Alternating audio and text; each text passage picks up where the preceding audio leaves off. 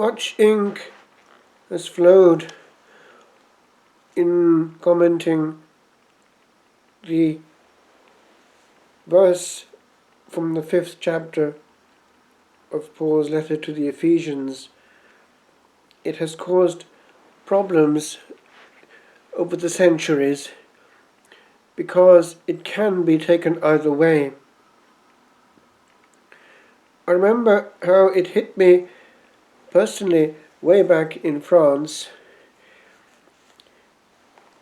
I remember how quite often I would be taken up because of loud outbursts of laughter. And there happened to be in community way back in France one of the brethren, one of the fathers who was very intense. He was from another culture, he was actually African, and he did not easily tolerate this kind of laughter. And as a result, messages would come, even written to that effect, that one should avoid this. And this verse would be quoted. And so I look into the verse because it's been picked up also by St. Benedict, indirectly, and even by St. Thomas Aquinas. What is the problem? Well, let's look into the actual wording that causes a problem. It's at the beginning of chapter 5, the beginning of verse 4 of that same chapter. The Greek has a series of words, nouns, and these are to be excluded, not to be found amongst the brethren.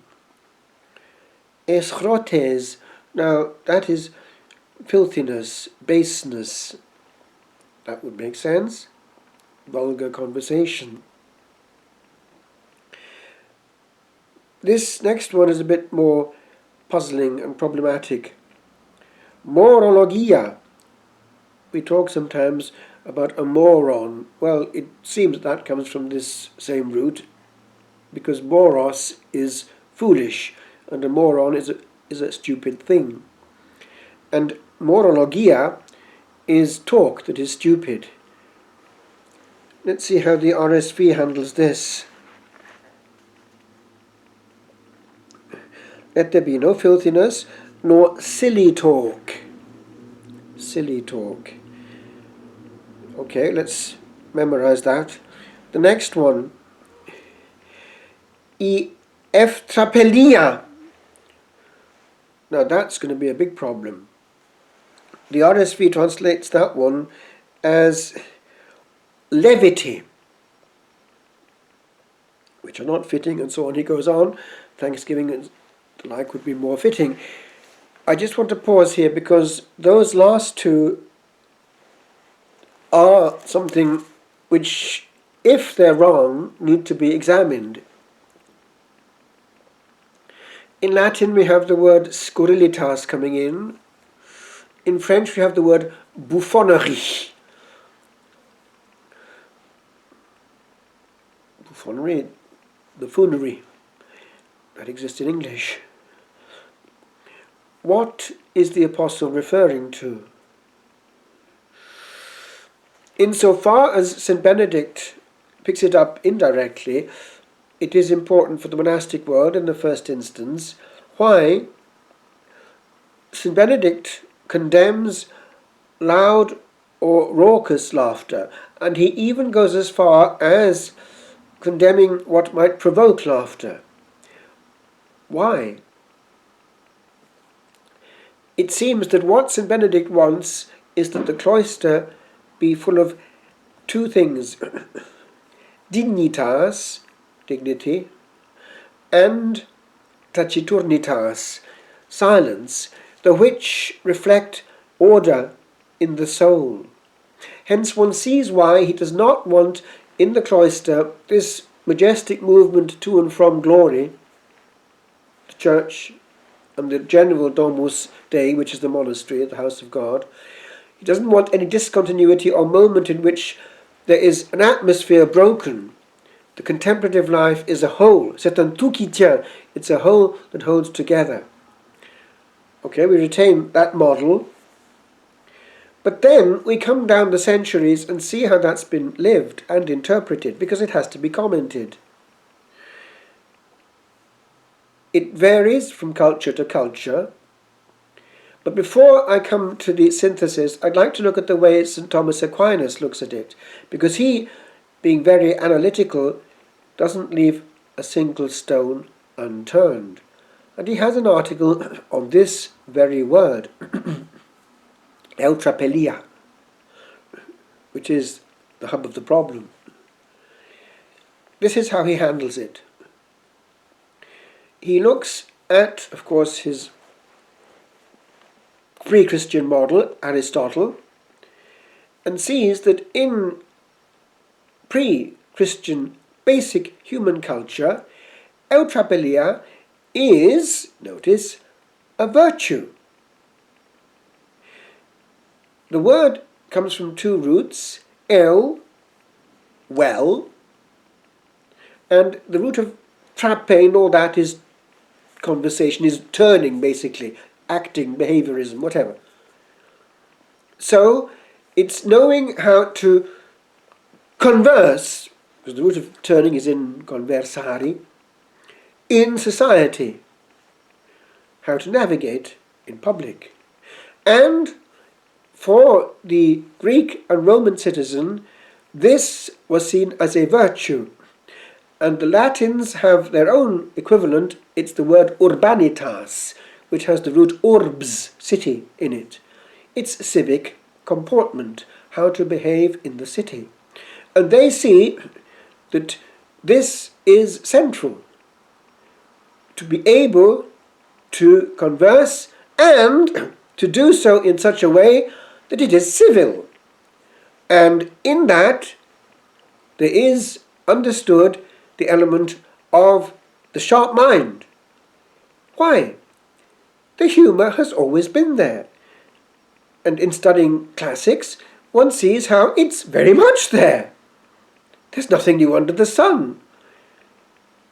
One looks at the likes of Juvenal, who takes the Mickey out of the Romans, the satires. Now, with regard to this, Thomas Aquinas approaches it on this level, and he goes very deeply into it, knowing that the specificity of man is that the human being, homo, est animal risibilis, that man is an animal with the capacity to laugh, no other species has it. It is something, therefore, which is human, and without it, one is not fully human. One is, on the contrary, if without it one tries to go through life, one is left to the level of the now. The agrestes et feroces, those who are savage and bestial animals, basically. They're not fully human. So he elevates it to a virtue. Back now to the monastic world, which, by the way, is in some way found again in the severe puritanical world, because I know that in Wales there was something of that there way back at the result of the great waves of reform and awakening from the 1700s onwards, which gave us this present physiognomy of Wales, the Methodist revival and so on. It led to a certain severity and a way of speaking.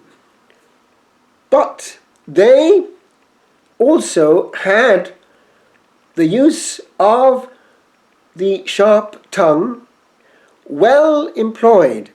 And the proof is that one of the great authors of that time, William Spattekellin, who wrote reams and reams of poetry, but also very good prose, in his prose, which is very deep and penetrating and psychologically accurate, he hits hard using that tool.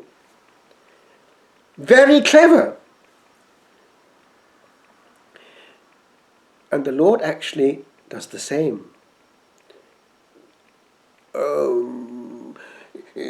Pharisees, straining out a gnat and swallowing a camel. I bet they weren't amused. Brother, can I just take out the speck in your eye? And you can't see the plank in your own. What have we then? And I'm sure that actually in the back of St. Benedict it wasn't absent. And we have in the best of his offspring something of the same. St. Bernard of Clairvaux, no less. He portrays precisely the monk who is trying his best to obey this command of St. Benedict and not laugh, and he portrays him with the laughter coming out of his nostrils and his ears. Nothing new under the sun. Well, I would suggest that the synthesis is to be found somewhere in the Via Media. The way that one culture handles it would perhaps apparently be contrary to what St. Benedict would wish, more than that of another culture, perhaps. I just take examples.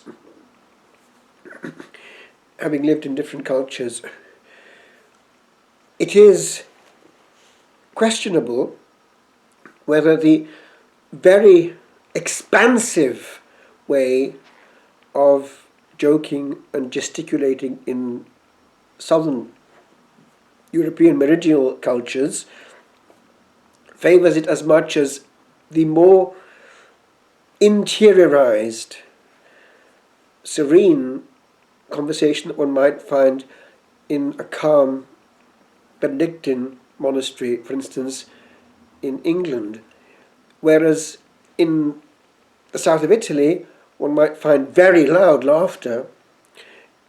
In France one would tend to find more subtle humour, I'm just generalising, but that's what I've observed, with less loud movement and noise of gestuality.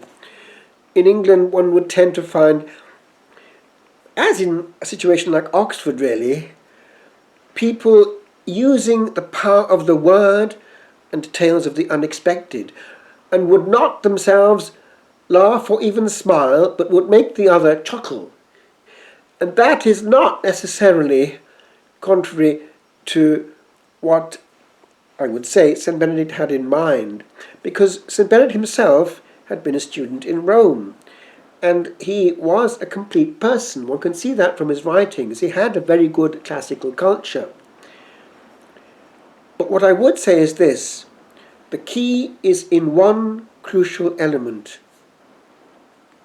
It's knowing the measure of things, and that is typically Benedictine.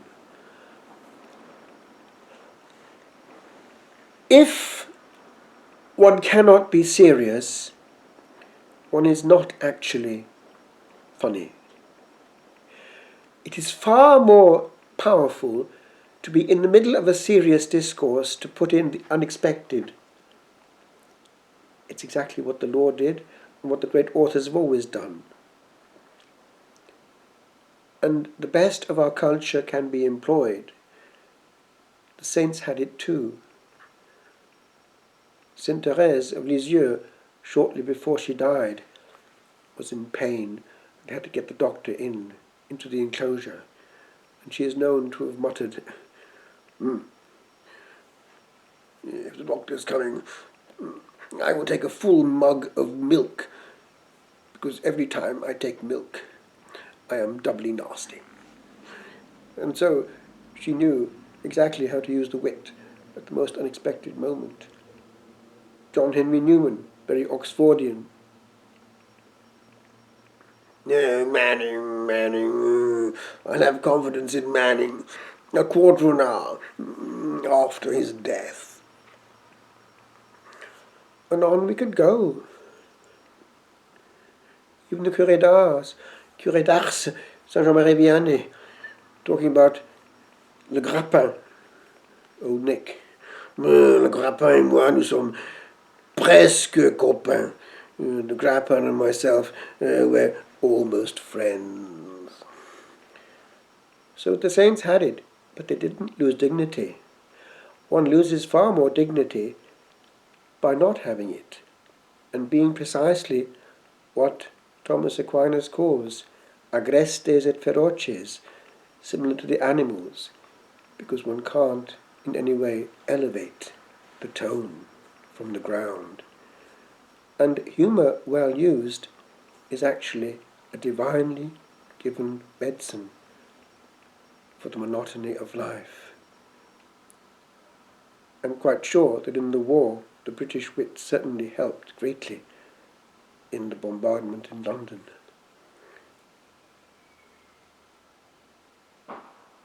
The story is told of the way in which Montgomery was a very good general, but also close enough to his troops. One day down there in North Africa, it was told that Monty was passing by, so the troops had to get ready to salute him. And it was very hot down there in the desert, so they had been peeled off, and so one of them got hold of what he could find at the moment. He got a bowler hat, apparently, or top hat of some kind. He was completely naked. So anyway, he just had this top hat. And Monty came by, and he was furious. He said, "Under no circumstances whatsoever are bowler hats to be worn in the British Army." Tales of the unexpected. Oh, woe is man if all he can do is find fault with the one who tries to heal by that little word that the Lord has given, even in the cloister. But it doesn't mean losing dignity. There's a world of difference between what happens on a Saturday evening in an Irish pub over gallons of Guinness and what happens quietly between friends who know the joy of living together in the grace of God. Jesus himself was a great talker, but didn't waste a word. And we remember everything he said with all the overtones and undertones of dignified joy